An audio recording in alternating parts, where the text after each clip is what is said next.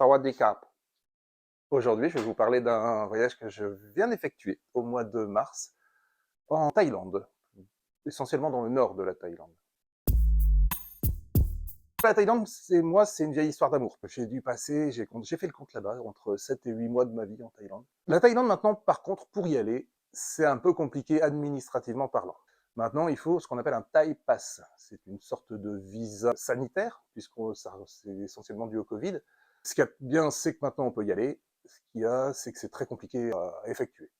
C'est faisable, mais il faut connaître des gens qui sachent mener un téléphone, n'est-ce pas, Aline?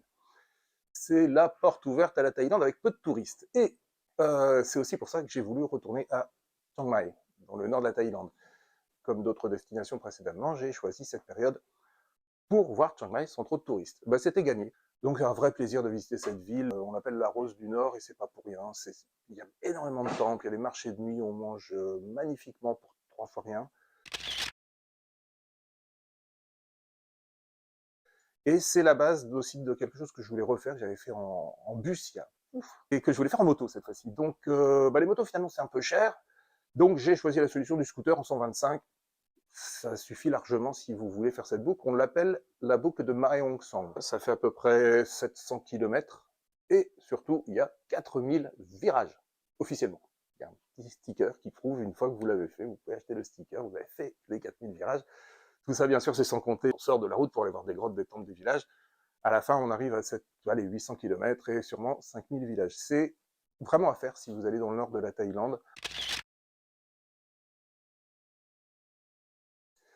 Voilà, donc une fois cette boucle effectuée, j'ai souhaité partir longer le Mekong.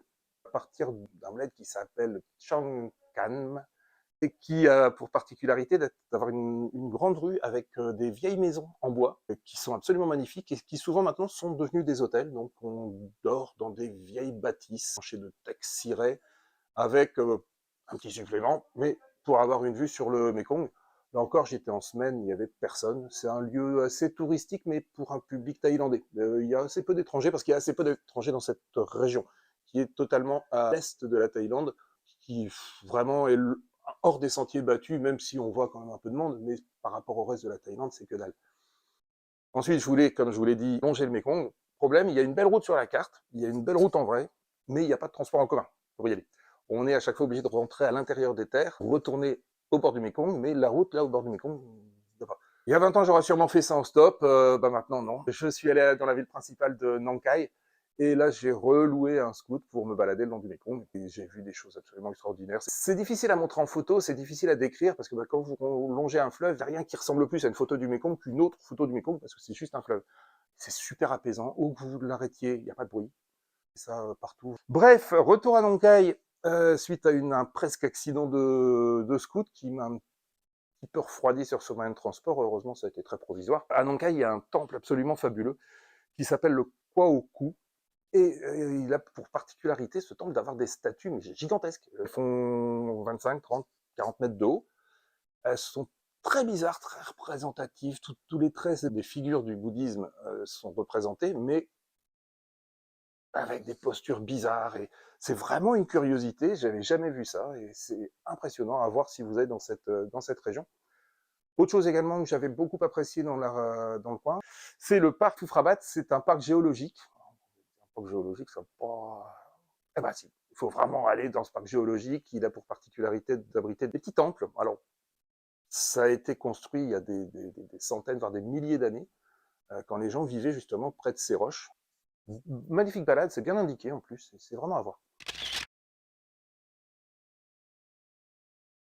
Donc ensuite, comme je ne pouvais pas suivre le Mekong malheureusement, j'ai décidé d'écourter ça et de partir directement en train sur Bangkok, et de là, 5 heures de bus pour aller dans une petite île paradisiaque que je vous conseille si vous voulez prendre du repos, du recul, quitter tout ça.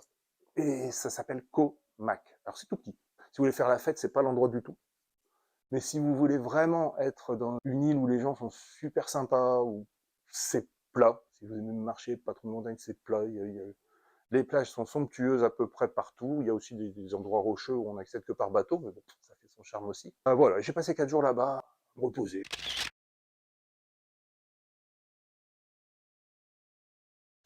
Voilà, ensuite, fin du voyage, une dernière journée à Bangkok par sécurité. Parce qu'un bateau, quand on est dans une île, forcément, a priori, ça part, mais s'il part pas, vous loupez votre avion, ça coûte un bras. Donc j'ai choisi d'aller passer une journée à Bangkok. Je suis allé au grand marché du week-end, qui était vraiment impressionnant. Ça faisait longtemps que je n'étais pas allé. Et concernant Bangkok, l'île de mon cœur, j'ai vu Bangkok comme j'ai jamais vu, c'est-à-dire Khao San Road, la rue principale touristique pour les routards, on va dire, ou les petits budgets. J'ai une photo qu'on verra peut-être, il n'y a personne. La moitié des boutiques sont fermées, alors que normalement c'est le bordel de 10h du matin à 3h du matin, c'est plein, serre la gueule, et là rien. Et j'ai parlé avec beaucoup de Thaïs à Bangkok, ils ont tous vraiment souffert de ces 2 ans de fermeture administrative du pays. Parce que énormément de personnes en Thaïlande vivent du tourisme, mais un tourisme informel, ça va être le chauffeur de tuk-tuk à qui vous filez 50 bahts, une petite vendeuse de soupe dans la rue à qui vous achetez la soupe 40 bahts, et des vendeurs de souvenirs, mais voilà, c'est des petites sommes, mais ils sont très nombreux à se partager la manne touristique qui habituellement est énorme. Bangkok, il paraît que c'est la ville la plus visitée du monde avant Paris.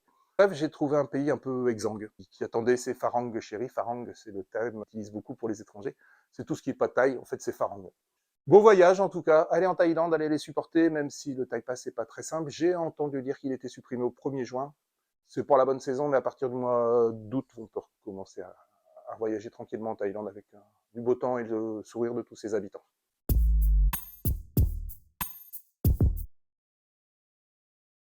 Pour ce voyage, j'ai utilisé les Rough Guide. Un Rough Guide, celui sur la Thaïlande. Une collection qui n'existe qu'en anglais. Mais je dis toujours, l'anglais, c'est pas du Shakespeare dans un guide de voyage. Utilisez au maximum cette collection. Il n'y a pas le monde qui suit avec le Lonely ou le Routard, même si j'aime beaucoup ces 2 collections aussi. Les plans, je les préfère à ceux des 2 guides que je viens de nommer. Excellent guide de voyage, le Rough Guide. Livre de route, La plage. On connaît surtout le film, qui était adapté au cinéma en 99 avec Leonardo DiCaprio. C'est avant tout un livre qui raconte la vie des routards dans les années 80-90, sur une petite plage qui est proche de Koh Phangan ou Koh Samui, dans le sud. La vie en communauté de 2 Français qui arrivent là-bas un peu par hasard, qui mènent une existence rêveuse au soleil. Il y a de la drogue, il y a de la plage. Et finalement, ils s'aperçoivent que la vie en communauté, même avec des babas cool, c'est pas si simple que ça. À lire. 3 autres Thaïlandes, aux éditions GOP. L'auteur, ça fait une paire d'années qu'il vit à Phuket, il s'est marié avec une Thaï, il a fondé une famille, et il a écrit 3 chroniques qui racontent vraiment bien la vie quotidienne des Thaïs. C'est vraiment à découvrir si vous partez en Thaïlande. Cap Ron Cap.